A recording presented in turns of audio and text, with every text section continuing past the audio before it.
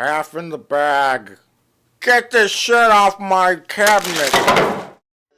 Wonderful world you live in. When you're in love, you're a master of all you survey. You're a gay Santa Claus. What is this? There's a brave new star. It's Sing Along with Frank Worley. Oh my god. When you're in He has the voice of an angel. What are you doing with the Frank Worley tape? Oh my...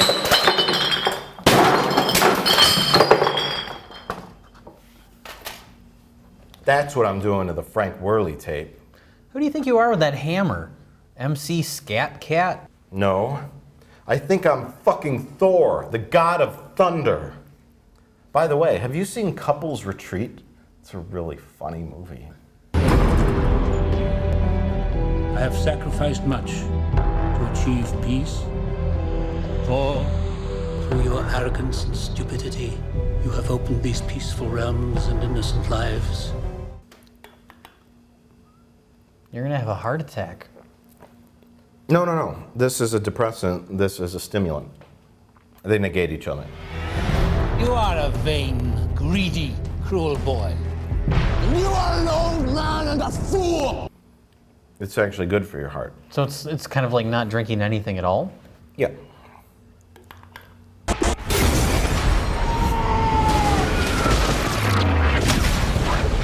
So we just saw the movie Thor, which is a Marvel Comics feature starring Chris Hemsworth and Natalie Portman. It's about the mythical figure Thor, the Norse god of thunder, who comes to Earth after being banished from Eternia, where he lives in a happy land with his dad and his mom. And he falls in love with Natalie's ass and wants to pound her mound into infinity, which is the general plot of the film. Would you not agree?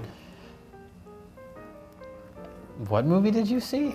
Jay, what did you think about Thor? I enjoyed watching Thor. I had a good time watching the movie. The whole thing is very silly.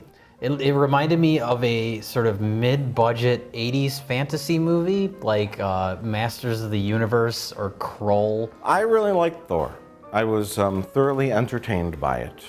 There were some problems, which I'll discuss, but it is what it is. Yes. And that's kind of what category it falls into for me. I really liked the opening because it showed exactly like the world that Thor is used to. And of course that lended itself perfectly to a handful of fish out of water jokes, which work. There's just a few, just enough. They didn't push it too far.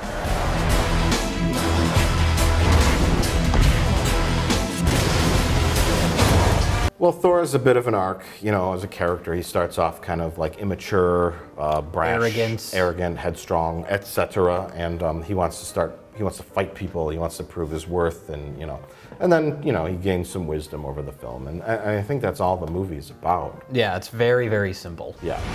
He has disobeyed his king. His fate is in his own hands now. In regards to Masters of the Universe, there are two ways of doing these kind of movies. Entirely in Thor's world or entirely on Earth. And they kind of kept going back and forth. And that was a little like oil and water to me. Yeah, well, especially since the majority of things that are happening on Earth are sort of like, they feel like filler in this movie. Yeah. Like everything with Natalie Portman. Like the only reason she exists, the only reason she's in this movie is to be the generic love interests, and there's not much else to that. And yeah, it sort of just feels like we need to put these things in, one, so people have something they can connect to, and two, to pad out the movie. Yeah. I mean, Thor could have had a romance with a girl that was part of his warrior friends tribe or whatever.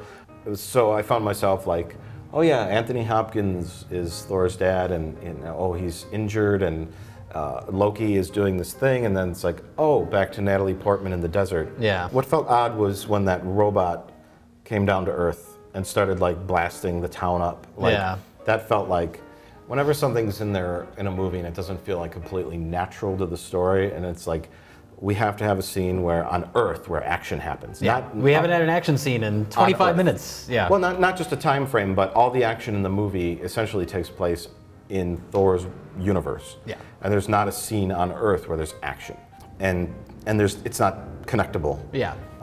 But a thing knocking a car out of its way with its arm is connectable to the audience. Right. And that also gets Natalie Portman involved, and it merges those two, which was fine. It's a cool action scene, but it felt kind of unnecessary. Yeah. All the action scenes in this movie are fun. They're very lighthearted. It doesn't feel like there's much at stake. Like it's a very there's not a lot of characters to really latch on to. It's all very sort of, it's like fluff. This movie's fluff. Whoever holds of this hammer shall possess the power of Thor. Next. I think overall, though, we might be over-analyzing Thor. Not just because it's called Thor. The movie is what it needs to be. Pretty much exactly. It's a Thor movie that's meant to set up another movie. That's Yeah. basically what it is. So. Yeah. One thing I don't understand about Kenneth Branagh's direction is the choice to have every third shot be a Dutch angle. The Dutch angle started to appear in the film halfway through towards the end. I saw a lot. There's a lot in the first half too. And it goes from the most insane shit in outer space to like car driving down desert road. And so it seemed like, well, what do we do? Turn the camera. That'll make it like a comic book thing. Like it was really like, why are they doing that? Yeah. And it's like someone that doesn't, which is probably the case with Kenneth Branagh, someone that doesn't know comic books, doesn't understand comic books, trying to make something that he think would look comic book-like. I don't know. I guess. I don't know.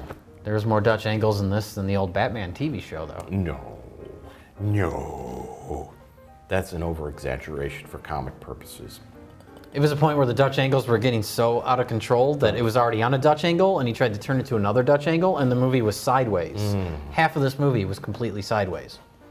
Or perhaps it was on a Dutch angle in such a degree that it ended up being straight again. So you're saying that the shots in this movie that are straight were maybe an accident? Every shot was a Dutch angle, except for the Dutch angle shots, which ironically were not Dutch angle shots. Wow. Because it had all come full circle.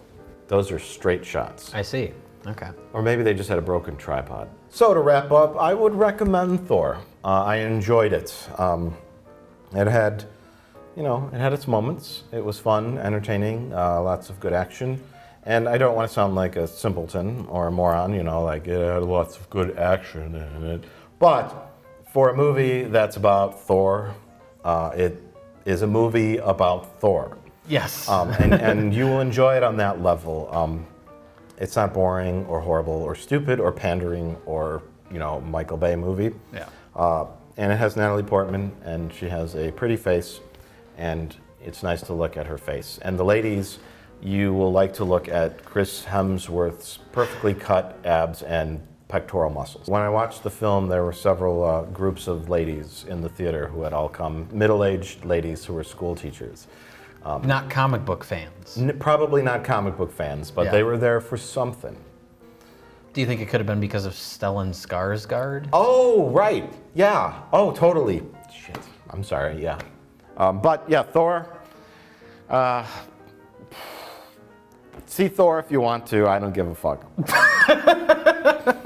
I would also recommend Thor as maybe a lazy Sunday matinee movie.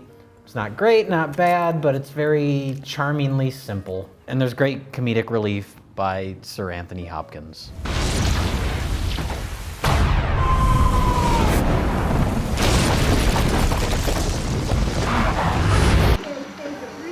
Let's work those outer thighs.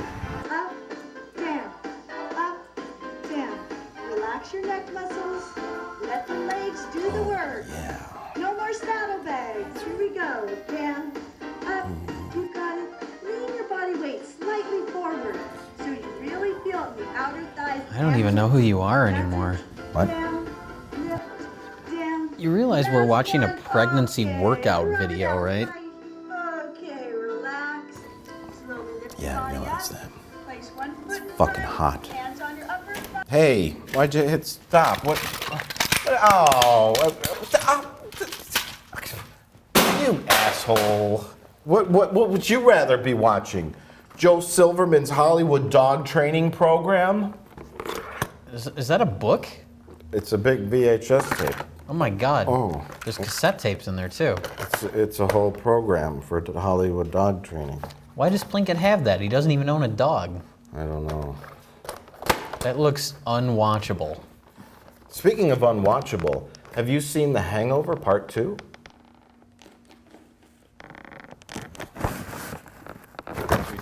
The population in Thailand is 63 million people. It is twice the size of Wyoming. None of you know Stu like I do. I can't even tell you what we've been through because we made a pact. What I can tell you is this. This is not Stu's first marriage. There was a whore in Las Vegas a couple of years ago. Time's up. You can sit down, bud. So The Hangover 2 is The Hangover again. Quite literally. Yes. Mike, what did you think of The Hangover Part 2? Amazingly bad. Okay. Okay. I'm going over the top. It was watchable. But boy, oh boy, it was lazy. Well, comedy is very subjective, more so than maybe some other aspects of other genres of film. I don't know. I guess so. I like I said, I understand why that movie was so popular. I get it, and I like the concept of the movie. I like the idea behind it. Oh yeah. I saw the movie long after it had already come out. I didn't see it in the theaters. And when I heard about it, it's like, oh, they got so drunk, they don't remember what happened the night before, and they have to find the groom, so they have to piece together all these elements. I was expecting something just even a little bit more clever than what it was, where when they finally realized where the groom was, nothing that they discovered throughout the rest of the movie before that had built towards that. No. It was like a mystery, but the ending was like, oh, I guess he's over here. And it had nothing to do with anything. One clue didn't lead to another that led to another. At least the second one had that. Well, that's what I was going to say, is that the first one, it is very much just a series of comedy set pieces, and that's pretty much it. And I will go on record as saying that I kind of liked The Hangover Part 2. For a lot of the reasons that people that love the first Hangover probably will hate the movie.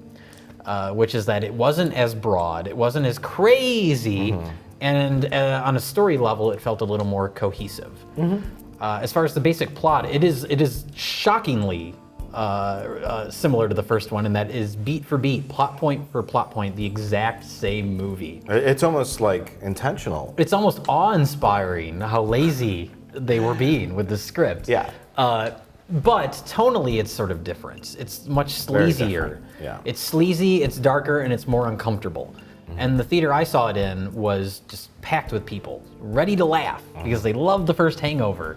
And most of the movie was lots of uncomfortable silences and people shifting in their seats and waiting for the hilarity to happen that never came.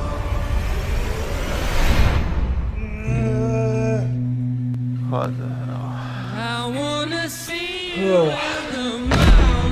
Oh, your hair is gone. No. Oh. When I hear about an unnecessary sequel to a movie, I always have this running gag where I say, oh no, it happened again. And that's one of the first lines of dialogue in this movie. They actually say, it happened again. And they say things like that throughout the movie. I can't believe this is happening again. The one thing I was thinking about early on was how terrible the editing was. Yes, It was just like cut. It was jarring. And then it was like The Hangover Part 2. Like the title appears, and there was no like energy. It was like, and here. Yeah, here. And then the one thing that ran through my head was Part 2. The Hangover Part 2. As in like it's a continuation of a story. And it's not. No. It's like it's the same story. It's like a different flavor of ice cream. Well, I guess people like the idea of the first movie, but also what they liked is the characters and the performances, because this is a group of talented people, funny people. The actors are all very likable. All you need to do is take those characters and put them in a completely different scenario, and you might have something. Maybe, here's something crazy.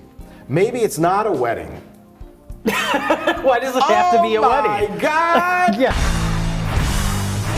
Check your pockets. There might be clues. Chiang Mai Monastery. I don't remember any of this. What is this, a P.F. Chang's? And this movie played it as safe as it possibly could. Right. With the story. Similar to like Home Alone 2, where it's the exact same movie in a different city. Well, Home Alone 2, he wasn't in the house again. He was in New York City. He was in a different place. So you're completely fucking wrong. Oh. I mean, Home Alone 2 broke new ground. It just shattered conventions. Yeah. I mean, this is a wedding, a bachelor party, and So you're saying it's even worse than Home Alone 2 in the story if department? Home Alone 2, if Kevin McAllister was still at here's the twist. Instead of going to Paris, the family is going to London on their vacation. Yes. And Kevin gets trapped at home. And Kevin McAllister, and then throughout the film, he sets up booby traps. Yeah. But they're just slightly different. Yeah. It's not the same exact booby traps. Right. We had a sick night, bitches. But sometimes when something's really bad word of mouth kills it. Yeah. And I don't see how bad word of mouth could not have killed this. Yeah. Yeah. Unless people are just like, I love the first one, I don't care what you say, I'm going to see this, and that just got their money. In talking about this movie being tonally different than the first movie, even though story-wise it's exactly the same, is that in the first movie, everybody reacts to everything like completely crazy, like, oh my God, I can't believe we did this. And in this one, there's certain sequences that get really creepy and dark and uncomfortable, and the characters act almost believable, like as if this actually happened, which takes away from the hilarity, which makes it not funny to the people that like the first movie. Yes. But to me, that was sort of interesting to see them treat the material in a different context like that. But there's long stretches of this movie where it's not even trying to be funny, where it's almost just like a straight sort of mystery thriller movie. And there's a car chase sequence in the movie that I actually thought was pretty well executed. Are you familiar at all with the director of this movie, Todd Phillips? No. You've seen the first Hangover.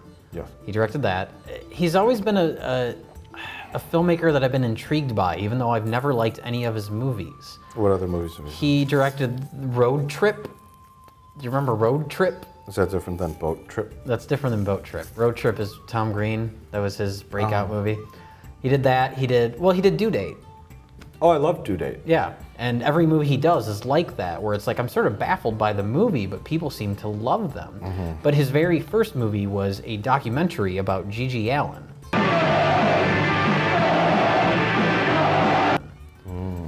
And then his second film was a documentary kind of about frat hazing.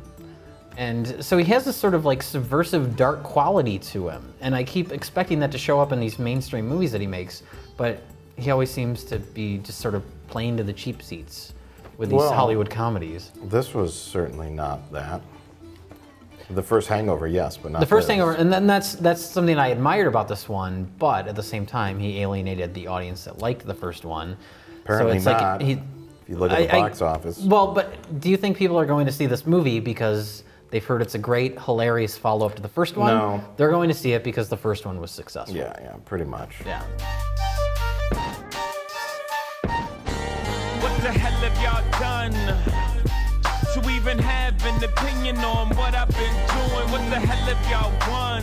It's not as blatant as like a sequel that I love. I don't think you care much for it, but I love Gremlins 2.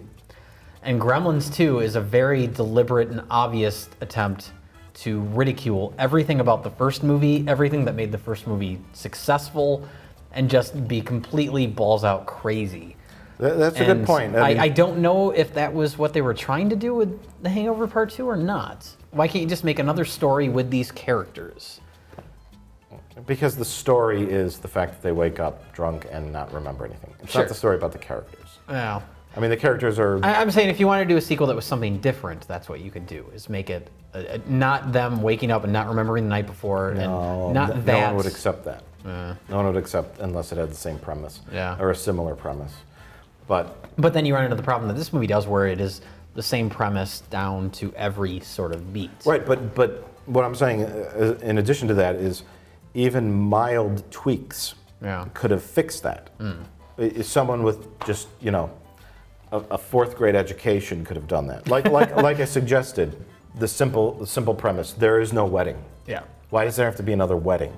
It's just Why does it have to be a bachelor party? Yeah. Why there's so many other events in life that have drinking and partying that it didn't have to be a wedding again. Sure. So, and I have a fourth grade education, and I thought of that. How about they go to something that's not known for parties. Yeah. They go to a software convention in Cleveland, Ohio. Yeah. And things get crazy. And there's a different premise right there. So, The Hangover Part Two. No. I wouldn't recommend it if you're looking for a good, funny comedy. If you're looking for a worthy follow-up to The Hangover, if you liked the first one, I wouldn't recommend it for any of those reasons. If you're looking to see a movie that is just like morbidly curious in how off-putting and wrong it is. See, but that's you. That's me. That's what I'm saying. Don't go see this movie. No one wants to go watch a movie out of the morbid curiosity of how they can watch the audience in the theater with them be disappointed. Yeah. People want to go to a movie to be entertained by it, whether it's an action movie, a drama, or comedy. Sure. So you must withdraw your recommendation to see this movie on any level. There must be other people out there like Because there must be, right? There's no redeeming qualities in this movie. No. That would give. Think of it as just the general audience. There's no redeeming qualities in this movie that would make me recommend it to any demographic. It's not funny. There's a couple little chuckles here and there, but it's not funny. It's not. Fuck this movie. It's warping my mind. Yes. It was just a bad idea all around. Yeah. Like, here's a sequel, it'll be real funny. They go to Bangkok and all sorts of crazy, disturbing shit happens and it'll be hilarious. Yeah. And it's not hilarious, it's kind of twisted and dark and kind of like, okay, is this supposed to be funny? And twisted and dark can be funny. Sure. Anything can be funny in contexts. But this is a movie where I don't know what the context was supposed to be. Right. The context is not there. Yeah. So you don't know what you're supposed to be laughing at or what you're supposed to be disgusted by. Yes. And then there's scenes where the Buddhist monk is hitting them with a stick for 10 minutes and it becomes the Three Stooges. Yeah. Or a monkey is smoking a cigarette. And it's funny because monkeys don't smoke cigarettes. Right. And then in the scene before that, it's a horrifyingly graphic description of how Ed Helms was fucked in the ass by a transvestite. Yes. And that's like, that is buttressed against that. And you're like... Yeah. Hey guys, check it out. Alan, cut it out. When a monkey nibbles on a weenus, it's funny in any language.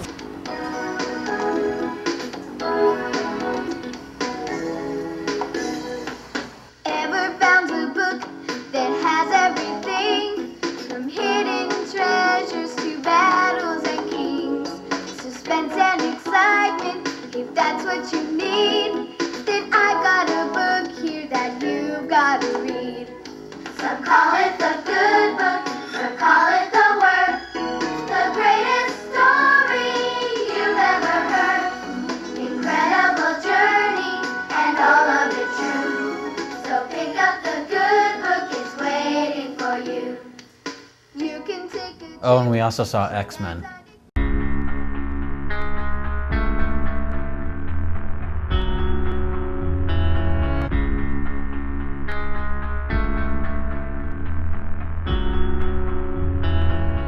X-Men First Class, of course, needs no introduction, as most of you have probably seen the other X-Men films, or know what the X-Men are, and have probably been waiting to see this film for a while, as I have been. X-Men First Class is essentially a prequel, because it takes place before all the other X-Men films, and tells the origin story of Charles Xavier and how he formed the X-Men, and more importantly, his friendship with Eric Lensher, who eventually becomes Magneto, which is the focal point of the story. Jay, what did you think about X-Men First Class? I enjoyed the movie for the most parts. Yeah, the first half of the movie I would say I kind of loved. But then at a certain point I noticed weird things started creeping into the movie that kept taking me out of it. Like one frame of a pornographic film? No, but what things are you talking about? Well, there was certain things where like dialogue started to feel off. There was moments where the dialogue was very like hitting you over the head with its obviousness. And then, yeah, the final action scene that the whole movie was sort of building towards, because there's not a lot of action in the rest of the movie. No. Which I appreciated because it's more focused on the characters. But when that action scene happens, it felt very awkwardly handled. Some of the shots were bizarre and comical, unintentionally comical. And then that whole sequence just went on way too long. I liked X-Men First Class. I did not love it. I kept hearing how just awesome it was, and the trailer was perfect. One path we shall never choose, and that is the path of surrender. I think it was just a classic case of high expectations, being a little too high, and I think that was some of the problems. Maybe I'll appreciate it more upon more viewings, because there was a lot going on in it. But and it's certainly not a bad movie by any means. Oh no. I enjoyed it quite a bit, but I had the same problems you did, where I was thinking, actually, for the first like half an hour of it, I'm like, wow, idiots are going to be really bored. Yes. Because there's no big like action opening. It's very subtle. Yeah. I thought the guy that played Charles Xavier, for me, stole the show. James McAvoy. Oh, good job. I have never heard of him before, but he did a great job playing Xavier, and it was nice to see Xavier as sort of like having a lot of youthful energy. It was fun to see him like hitting on ladies and using terms like groovy and things like that. Yeah. I think that's what the earlier films were kind of lacking, was that they were sort of established, like Xavier's School for Gifted Youngsters, Xavier, Cyclops, and there's no like humanity. Yeah. And this one, Xavier was like, I'm Xavier. I'm excited about things. Yeah.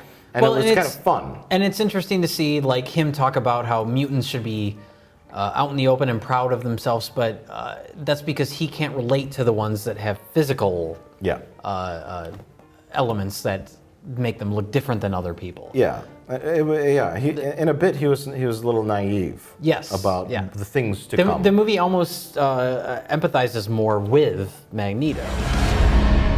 Listen to me very carefully, my friend. Killing will not bring you peace. Peace was never an option. The main conflict in the movie is between those two, not necessarily Sebastian Shaw versus Magneto. Right.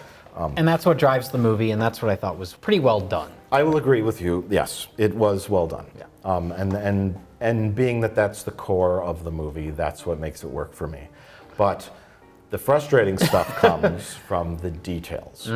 There are shots in this movie that are so cheap looking, it looks like kind of like a comedy film. Like there's the ending, as you know from the trailer, takes place during the Cuban Missile Crisis, and the X-Men sort of intervene in this. And there's shots aboard a battleship, which are like, if you would imagine a comedy scene aboard a battleship, that's how you would shoot it. The bridge, the windows, almost like a John Wayne movie from the 40s or the 50s, where it's just like the bridge of the battleship. Or like a Naked Gun movie. Like a Naked Gun movie. With specifically the binoculars. So there's a shot where the captain has the binoculars, it's cliched almost, and the camera's pushing in and he lowers the binoculars, and it's Michael Ironside.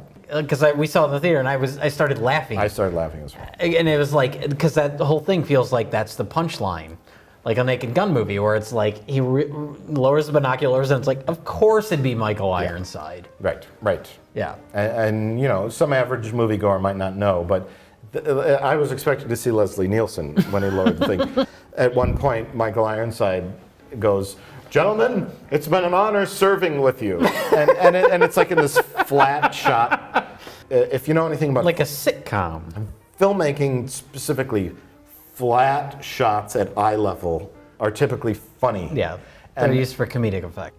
I don't know who directed this, but Matthew Vaughn.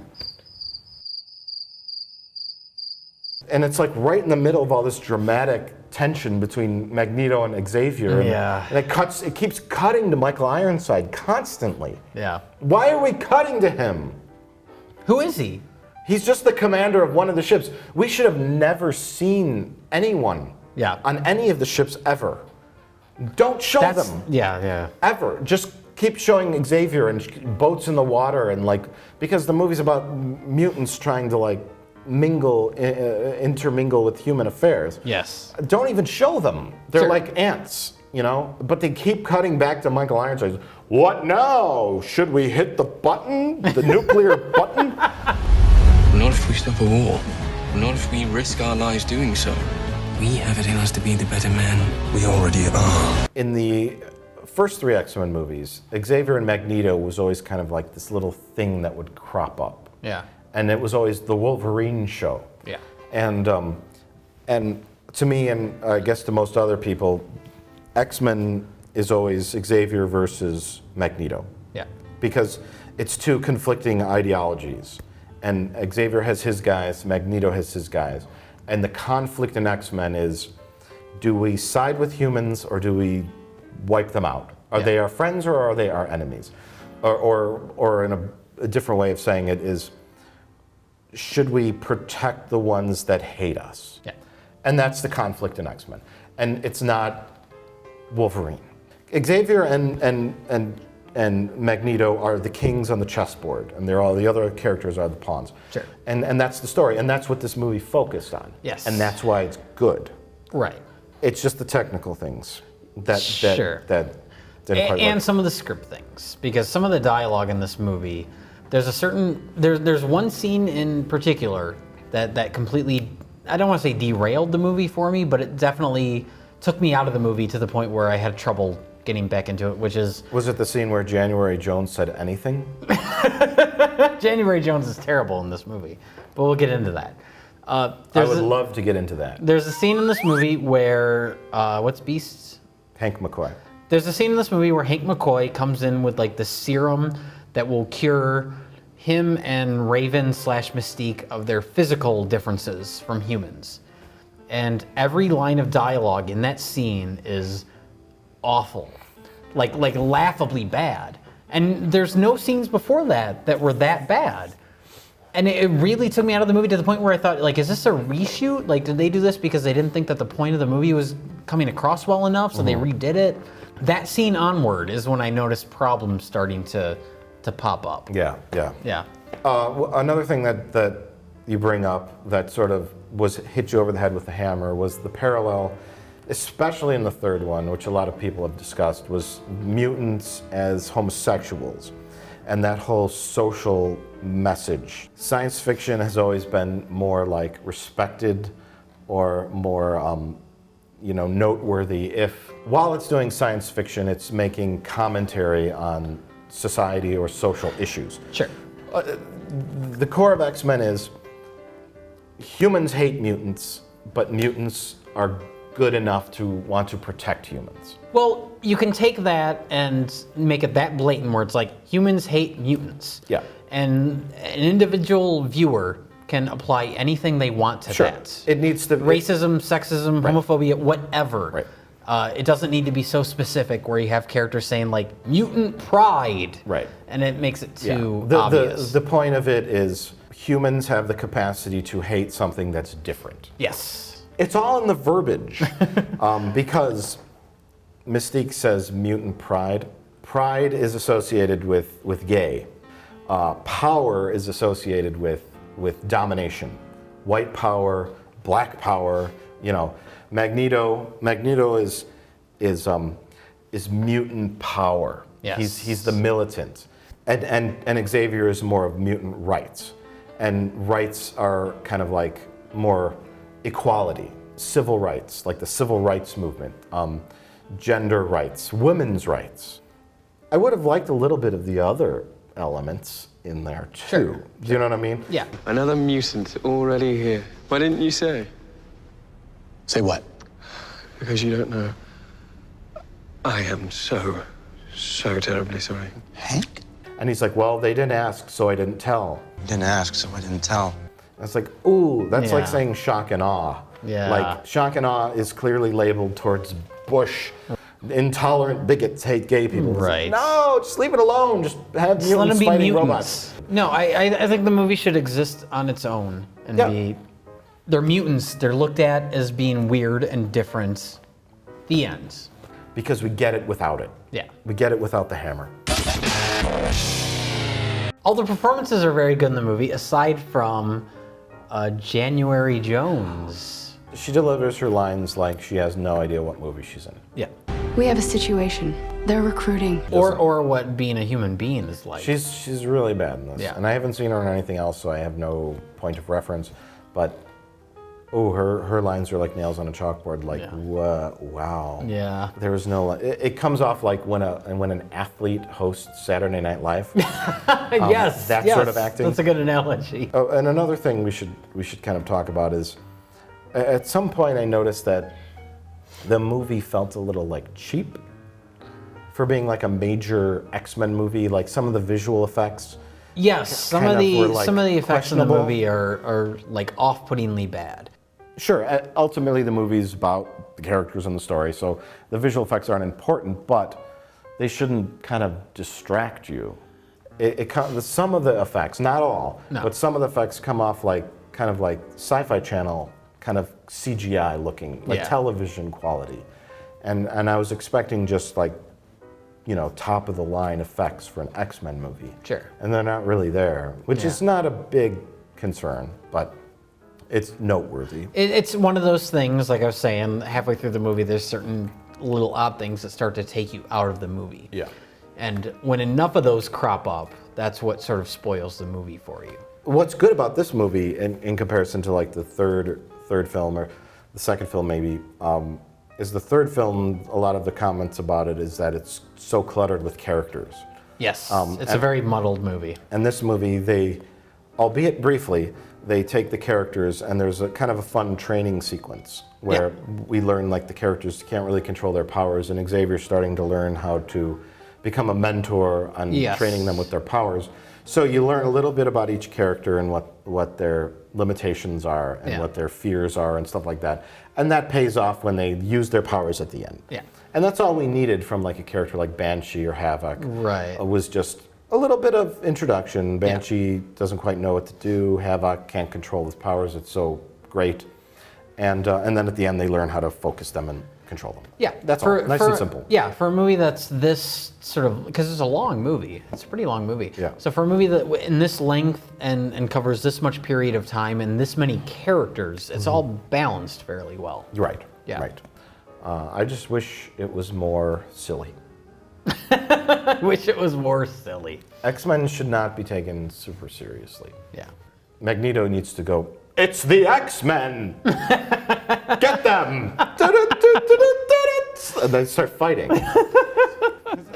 The Hellfire Club have a secret submarine underneath a ship, and Kevin Bacon's there, and he's in the Sebastian and he's Shaw wearing the suit. helmet. Yeah, and it's like schlock, yes, and then it's like, shouldn't you be proud of the way you were born? And our big theme has always been tolerance. If you're different, be proud, it's okay.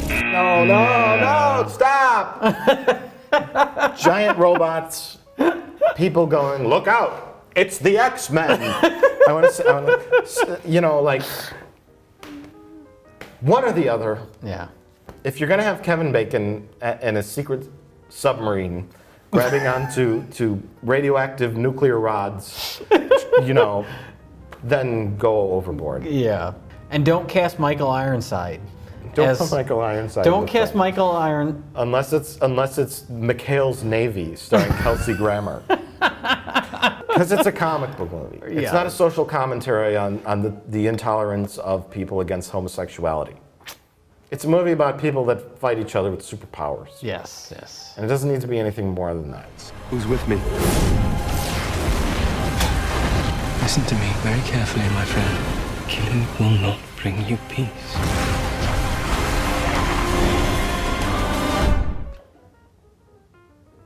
So, I would have to, of course, recommend X-Men First Class. I wouldn't recommend it to Grandma, because Grandma won't know what the fuck is going on. But if you are a movie fan, if you're a comic book movie fan, if you're an X-Men movie fan, if you're any kind of movie fan, you should probably go see X-Men First Class. Do you agree? I would agree. I enjoyed the movie for the most part. Of course, it had lots of issues. It's not a perfect movie. No. It's not a great movie.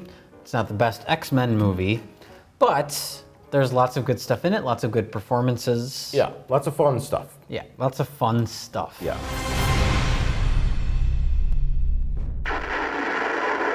Inhale, up. Ah, welcome to the disco. Inhale. Good old Richard Simmons. I love his tapes. Oh yeah, yeah.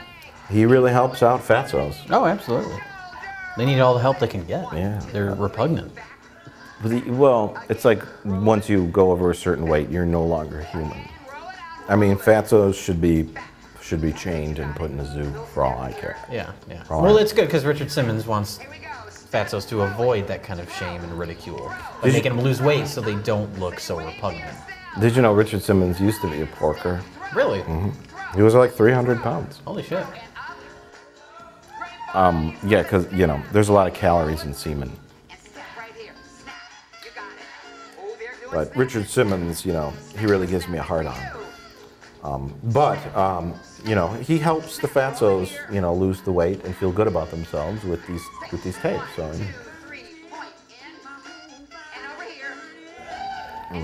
this is my favorite part of this tape. You've seen this before? Yeah, of course, a lot of times. But tracking's off again. Wait, the tracking Yeah. on the VCR. Yeah, there it goes. We've been watching VHS tapes all afternoon, so the VCR works. Yeah, obviously. What's your point?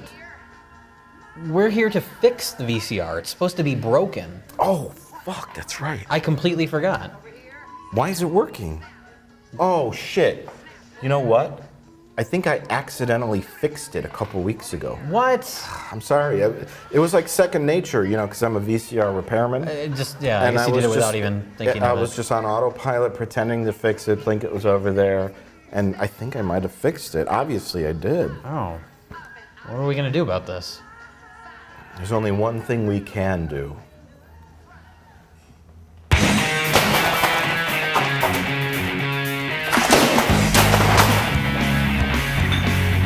No, not the Hollywood dog training program.